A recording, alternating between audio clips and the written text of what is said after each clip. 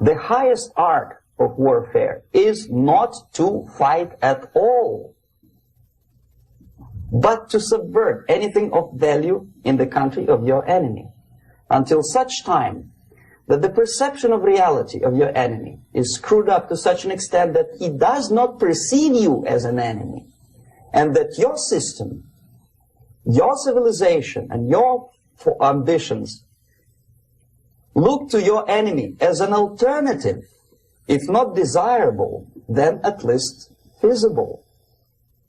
Better red than dead.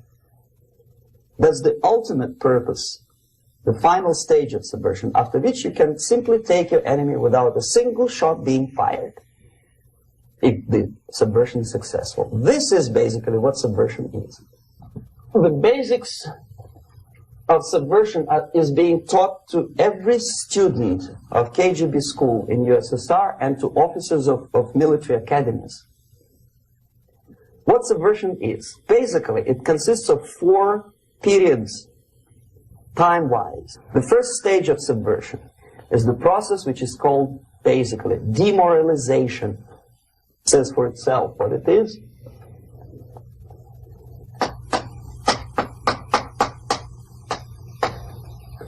It takes from, say, 15 to 20 years to demoralize a society. Why 15 or 20 years? This is the time sufficient to educate one generation of students or children. One generation, one lifetime span of a person, a human being, which is dedicated to study, to shaping up the outlook, ideology, personality. No more, no less. Usually it takes from 15 to 20 years. What it includes? It includes influencing, or by various methods, infiltration, propaganda methods, direct contacts, doesn't really matter. I will describe them later. Of various areas where public opinion is formulated or shaped. On the stage of demoralization, obviously there are tendencies in each society, in each country, which are going to opposite direction from the basic moral values and principles. To take advantage of these movements, to capitalize on them, is the main purpose of the originator of subversion. So we have religion, we have education, we have social life, we have power structure, we have labor relations, unions, and finally we have law and order. 1, 2, 3, 4, 5, 6. Okay? These are the areas of application of subversion. The next step is destabilization.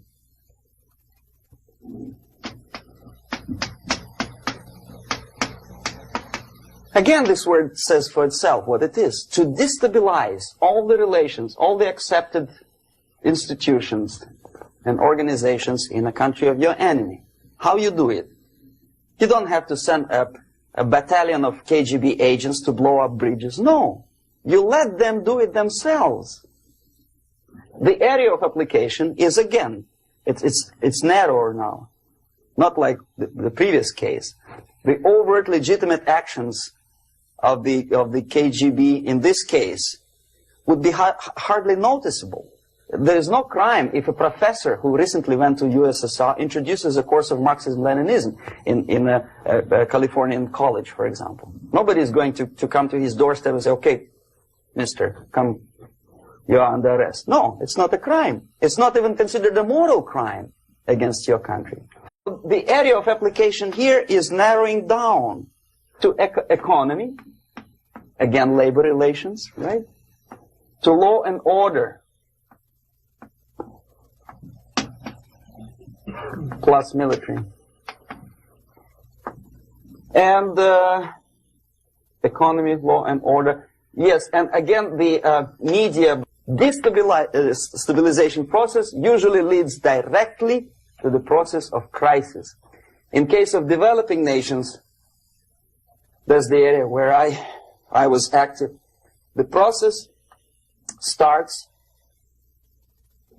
when when the legitimate bodies of power, the social structure collapse, it cannot function anymore. So instead, we have artificial body injected into society, such as non-elected committees. You remember I was talking about them here. Social workers who are not elected by people, media who are self-appointed rulers of your opinion, some strange groups which claim that they know how to lead society forward. They don't usually. All they care is how to collect donations and sell their own concocted ideology, mixture of religion and ideology. Here, we have all this artificial body claiming power. If the power is denied to them, they take it by force. In case of Iran, for example, all of a sudden we have revolutionary committees. What kind of revolution? There was no revolution yet, and yet they had the committees. They were taking power of judgment. They had the power of execution, they had the power of legislation, and that they had the power of judicial. All of them combined in one person, who is half-baked intellectual, sometimes graduated from Harvard University or Berkeley. He comes back to his country and he thinks that he knows the answer to all the social, economical problems. Crisis is when society cannot function any more productively. It collapses, obviously. That's the word for crisis. So therefore, the population at large is looking for a savior. The religious groups are expecting a Messiah to come. The workers say, we have family to feed. Let's have a strong government, maybe socialist government, centralized. When somebody put their employers on their place and let us work. We are sick and tired of going to strike and missing overtime and all that stuff. We need some strong man, strong government, a leader, a savior is needed. Population is sick and tired already. And here we are. We have a savior. Either a foreign nation comes in, or the local group of leftists, Marxists, no matter what they call themselves, Sandinista, a reverend or some sort, Bishop Muzureva, like in Zimbabwe, doesn't matter. A savior comes and says, I will lead you. So we have two alternatives here. Civil war and invasion. Okay? See how it goes? Civil war, we know what it is. Lebanon is the best example.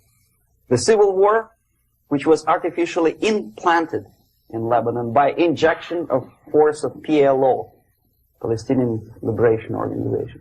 Invasion we had in many other countries like Afghanistan, name any East European country, it was invaded by the Soviet army. But the result is this. The next stage is normalization. Normalization is a very ironic word, of course. It is borrowed from 1968 situation in Czechoslovakia, when the Soviet propaganda and after them New York Times declared the country is normalized. The tanks moved into Prague, so there is no more Prague Spring, there is no more violence. Normalization. At that stage, the self-appointed rulers of the society don't need any revolution anymore. They don't need any radicalism anymore. So this is the reverse from destabilization. Basically, it is stabilizing the country by force. So all the sleepers and activists and social workers and liberals and homosexuals and professors and Marxists and Leninists are being eliminated physically sometimes. They've done their job already. Okay? They are not needed anymore. The new rulers need stability to exploit the nation, to exploit the country, to take advantages of the victory. Okay? So no more revolutionaries, please. And that's exactly what happens in a number of countries. You remember Bangladesh? This is the crisis in which I was instrumental. First they had Mujibur Rahman. In 1971, he was the leader of People's Party, Awami League, with mustache like Stalin. He was in Russia many times. In 5 years, he was shot by his former colleagues, Marxists. He fulfilled his function. In Afghanistan, it happened 3 times. First there was Taraki, then there was Amin, now there's Babrak Karmal. They killed each other successively, one after another. The moment he fulfills his duty, the first one demoralized country, the second destabilized, the third one brought it to crisis. Goodbye, comrades. Babrak Karmal comes from Moscow and put into the seat of power. Same thing happened in Grenada recently. Maurice Bishop, Marxist, was killed by Austin, what's his name, General something, who was also a Marxist. Right? So no more revolutions, please. Normalization now. From now on, no more strikes, no more homosexuals, no more women lib, no more kid lib, no more lib, period. Good, solid, democratic, proletarian freedom. That's it. Now, to reverse this process takes enormous effort. When today, United States had to invade Grenada to reverse the process of subversion. Some people say, boy, this is not good, it's not kosher to invade the beautiful country, island of Grenada. Well, why didn't you stop the process here, when Grenada was just approached by leftists? Why not to prevent Maurice Bishop to come in power in the first place? Did Grenadians want him? Very questionable. They didn't know who was Maurice Bishop in the first place. He came to power by coup d'etat himself. Okay? No, we let the situation develop further and further and further until the crisis and normalization very soon. And then the United States decided to invade country, discovering that the country was absolutely a military base for the Soviet Union. Of course it's a drastic measure. Of course it's a pity that Marine Corps had to lose, what, 17 lives. Very bad. Why not to stop the process before it comes to crisis? Oh no, intellectuals will not let you. It's interference into domestic affairs. They're very careful not to let American administration to interfere in domestic affairs of Latin American countries. They don't mind Soviet Union interfering in these affairs. Okay. So to reverse this process from here, it takes only and always military force. No other force on earth can reverse this process at this point. At this point, it does not take military invasion of the United States Army. It takes strong action, like in Chile. A CIA covert involvement to prevent the savior from outside to come into power and to stabilize country before it erupts into civil war. Okay? Support the right-wing conservative forces. By money, by crooks or love, doesn't matter. Stabilize the country. Don't let the crisis develop into civil war or invasion. Oh no, your liberals will say it's against the law. The Congress will not appropriate money for covert actions of CIA. Why not?